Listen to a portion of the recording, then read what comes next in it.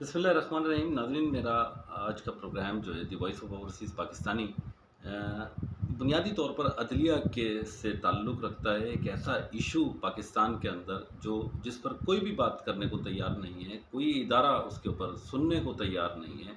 पिछले 2016 से पिछले तकरीबन 6 साढ़े 6 साल के अरसे से एक ओवरसीज़ पाकिस्तानी इस चीज़ को कंटिन्यू बेसिस के ऊपर क्लेम करता आया है कि जी हमारी अदलिया जो है वो हमारी अदालतों के अंदर बेसिकली जो है वो केसेस को क्रिएट किया जाता है, उसके बाद उनको रजिस्टर्ड करा दिया जाता है। अगर इसकी दूसरे अंदाज से इसकी डिटेल्स के अंदर अगर जाया जाए तो हमें ये भी हमारी नॉलेज के अंदर बात आती है कि 21 से 22 लाख केसेस पाकिस्तान के अंदर इस वक्त पेंडिंग का शिकार हैं। अगर ये बात सोच ली जाए कि उसमें से कितने केसेस जो हैं वो सही बुनियादों के ऊपर रजिस्टर्ड हुए, तो ये एक बहुत बड़ा सवालिया निशान है जिसका जवाब ताहाल अभी तक मुमकिन नहीं है। क्योंकि यहाँ पर इस टॉपिक के ऊपर मैं समझता हूँ कि पाकिस्तान का ना तो कोई मीडिया एंकर पर्सन इस टॉपिक के ऊपर बात करना चाहता है, ना ही कोई रियासत के इदारे इसके ऊपर कोई एक्शन लेना चाहते हैं। अगर सोशल मीडिया के हवाले से भी बात की जाए तो तकरीबन 10 ग्रुपों के अंदर मैं इस वक्त अपनी तमाम ख़बरें भेज रहा हूँ, और आज से नहीं भेज रहा, काफ़ी टाइम से मैं इसके अंदर भेज रहा हूँ। और बुनियादी तौर पर ये तमाम चीज़ें इश्यूज़ बताता आ रहा हूँ कि हमारी जो अदालतों के अहातों के अंदर जो जो ब्लैक शिप्स वहाँ पर मौजूद हैं, जो कि बैकडेट के स्टैम्प पेपर्स वहाँ पर सेल आउट करते हैं। और ये धंधा आज से नहीं, ये गोरख धंधा तकरीबन तकरीबन साल से जारी व सारी है। एक अंदाज़े के मुताबिक शायद जब से हमारा ये देश पाकिस्तान वजूद में आया, तब से लेके आज तक ये गोरख धंधा अदालतों के अंदर चल रहा है, जिनकी वजह से एक फ़ेक जुडिशल केसेस लोगों के ऊपर इम्पोज़ हो जाते हैं। उसके बाद वो केसेस का एक मरहला स्टार्ट हो जाता है, फिर वो एक पैसे का सिलसिला स्टार्ट हो जाता है गैर ज़रूरी तौर पर, फिर वो फ़ाइलों के वज़न बढ़ते चले जाते हैं। और एक वक्त आता है कि ट्रॉलियों के ऊपर उनका वो साज़ो-सामान जो जो जिनको फ़ाइलें कहा जाता है, उनको लेके आया जाता है। अगर मैं बात करूँ एक केस की, 1856 2016 जो कि रजिस्टर्ड है सिटी कोर्ट कराची के अंदर, एक ऐसा ही केस है जिसके ऊपर ये एलिगेशन एक ओवरसीज़ पाकिस्तानी की तरफ से ये सवाल 2019 से उठाया जा रहा है। 2016 से जो ये केस चल रहा है, ये दुनिया की किसी अदालत में बनता नहीं था। इससे पहले हनीफ काश्मीरी साहब एक हमारे वकील रहे हैं, जो कि सुप्रीम कोर्ट के लॉयर थे। सिटी कोर्ट में भी केसेस वगैरह देखते हैं, और हाई कोर्ट वगैरह के भी वकील हैं। काफ़ी जानी पहचानी शख्सियत हैं, बहुत ऊंचा नाम है। लेकिन उनसे भी मेरी जब इन तमाम चीज़ों के ऊपर बात हुई तो उन्होंने बताया कि जी पाकिस्तान के अंदर सबसे बड़ी बदकिस्मती ये है कि यहाँ पे केस लेते वक्त हमारे पास कोई क्राइटेरिया ही मौजूद नहीं है। जो शख्स चाहता है वो केस करा देता है। जाली रसीदें अदालतों में मिलती हैं, बैकडेट के स्टैम्प पेपर्स अदालतों में सेल आउट किए जाते हैं। इसी तरीके से जाली गवाहान वहाँ पे प्रोवाइड पहले से मौजूद होते हैं, अवेलेबल होते हैं, ठीक है, जिसकी वजह से एक फेक जुडिशल केस का आगाज़ हो जाता है, जो कि ज़्यादातर सिविल मैटर्स के अंदर किया जाता है। और ज़्यादातर मैं समझता हूँ कि ओवरसीज़ पाकिस्तानी ही इसकी जद में भी आए हुए हैं। आज मैं इमरान खान साहब की एक रिपोर्ट अभी देख रहा था, तो जिसके अंदर एक बहुत बड़ा ऐलान था कि 150 करोड़ के करीब इमरान खान साहब ने इस वक्त डोनेशन सैलाब ज़दगान के लिए कलेक्ट कर लिया है। बहुत अच्छी बात है। और ओवरसीज़ पाकिस्तानियों सारे के सारे इस मुश्किल वक्त में खड़े हुए हैं, ये बहुत बड़ी बात है। लेकिन आप इंटरनेशनल मीडिया को अगर इस ओवरसीज़ पाकिस्तानी की बात करें तो, और मेरी तरफ से ये भी पैगाम है कि भाइयों, जितने भी ओवरसीज़ पाकिस्तानी हैं वो खुदारा पाकिस्तान में हेल्प आउट तो करें, ठीक है, क्योंकि ये डिज़र्व करते हैं। अगर सिंध में या पाकिस्तान के 65% एरियाज़ के अंदर आप देख लें तो इस वक्त एक रोटी भी अवेलेबल नहीं है।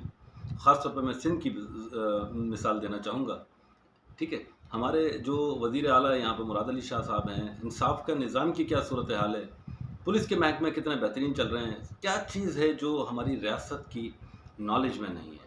क्या हमारे चीफ़ जस्टिस ऑफ पाकिस्तान की नॉलेज में हरगिज़ ये बात नहीं है कि हमारी अदालतों के अंदर जो जाली गवाहान खड़े किए जाते हैं, जो एक रिटायर्ड जज साहब की कंपनी है जिसका नाम परफेक्ट कुरियर है, मेरी मरी हुई माँ को ज़िंदा किया, मैंने पैसे दे के ये बात प्रूफ कराई, और आज तक उसकी रिपोर्ट भी मैंने पुलिस स्टेशन में, जो मुतल्लिका पुलिस स्टेशन है, सिटी कोर्ट कराची के अंदर, उसके अंदर एप्लीकेशन भी मैंने रजिस्टर्ड कराई हुई है, लेकिन उसके ऊपर अमल दरामद आज तक 2022 से लेकर अब तक नहीं हो सका।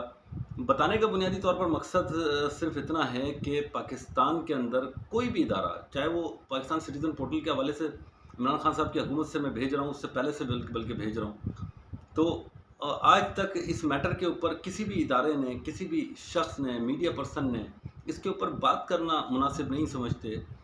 एक इमरान खान साहब का इशू भी हमारे सामने मौजूद है, जबकि हमारे पास बेतहाशा अदलिया के हवाले से ऐसे सवालात भी हमारे जहनों में खड़े हुए मौजूद हैं कि जिस तरीके से परवेज़ मुशर्रफ साहब का एक फ़ैसला किया गया, रेमंड डेविस का एक वाक़या है, ठीक है। इसी तरीके से बेतहाशा माज़ी के अंदर जो ख़ामियाँ हैं, कुछ गलतियाँ हैं, उसकी तरफ कोई भी इशारा नहीं दिलाता कि हमारी अदलिया जो है इन तमाम इश्यूज़ की तरफ फोकस ज़रा करे कि सिर्फ़ और सिर्फ जितने भी एलिट क्लास के लोग हैं, सिर्फ उन्हीं के वो ही तस्लील नहीं कर रहे होते। आज मेरा ख़्याल है कि 2022 के अंदर हम तस्लील नहीं करना चाहते। हम बुनियादी तौर पर एक बहैसियत एक इंसान के, बहैसियत एक पाकिस्तानी सिटीज़न के, बहैसियत एक ओवरसीज़ पाकिस्तानी के, सिर्फ ये चाहते हैं कि जो हमारी अदलिया और जो इदारे जिस डायरेक्शंस के अंदर काम कर रहे हैं, वो खुदारा कम से कम पॉजिटिव ट्रैक्स के ऊपर उनको लाना चाहिए। और ये बहुत इम्पॉर्टेंट इस वक्त घड़ी आ चुकी है ऑलरेडी पाकिस्तान के अंदर, क्योंकि अगर ये बात देख ली जाए कि पाकिस्तान के अंदर इस वक्त वो दौर भी आ चुका है कि जब लोगों ने आवाज़ उठाना शुरू कर दी है। सिंध के अंदर भी मैंने आज भी वीडियो देखी, वो लफ्ज़ मैं बोलना नहीं चाहता जिस तरीके से उसने मुराद अली शाह को साहब को और बिलावल भुट्टो का नाम लिया और जिस तरीके से वो एब्यूसिंग दी गई, ठीक है। तो बताने का मकसद ये इसी तरीके से एक एमक्यूएम का एक दौर हुआ करता था, लेकिन आजकल तो एक एमपी है जो गुलाम जलानी साहब हैं, माज़रत के साथ उनके साथ अभी हरेसमेंट का एक उनको हरेस किया गया मुकम्मल तौर पर पूरे इलाका ने, बहुत सारा एक हजूम था, मैं ख़ुद वहाँ पर मौजूद था। इसी तरीके से पाकिस्तान पीपल्स पार्टी के लोगों को मारा पीटा गया। तो मेरा ख़्याल है कि हमारे रियासती इदारे इस बात को बड़े अच्छी तरीके से अंडरस्टैंड कर लें, क्योंकि ये फेलियर्स हैं हमारी हमारे मुल्क के अंदर, या ये नेशनल इश्यूज़ हैं, ठीक है, जो मुल्की मतलब नाकामियों या फेलियर्स की वजह से वजूद में आते हैं। क्योंकि इसमें एक बराह रास्त एक इंसान का कोई कसूर नहीं होता। जिस तरीके से मैं पाकिस्तान के अंदर अपनी वालदा मोहतरमा का एक ऑपरेशन कराने के लिए आया था और आज तकरीबन 6.5 साल का एक तवील अरसा यहाँ पर मुझे हो चुका है, और इसके बावजूद मैं इस अदलिया के मैटर को यहाँ से मतलब ये कि ख़त्म नहीं करा पा रहा, क्योंकि यहाँ पे कोई सुनने वाला ही नहीं है। जूडियाँ मैंने यूरोप की देखी हैं, बड़ी बेहतरीन जूडियाँ थी, ये 1 डे के अंदर जस्टिस इंसान को मिल जाता था, लेकिन पाकिस्तान में इंसाफ लेने के लिए मेरा ख़्याल है कि 50 साल तक तो वेट करना पड़ता है।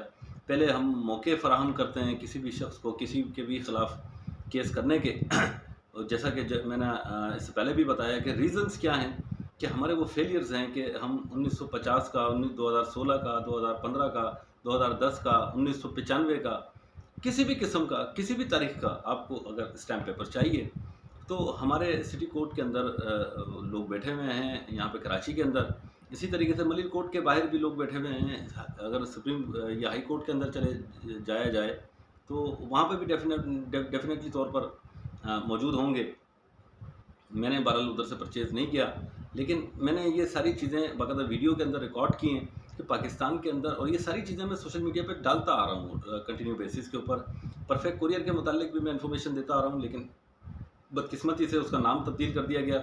ऑनरशिप वही है, उसी जगह पर बैठे हुए हैं, वही मैनेजमेंट है, वही सारा सॉफ्टवेयर है, सिर्फ सॉफ्टवेयर तब्दील कर दिया गया माजरत के साथ।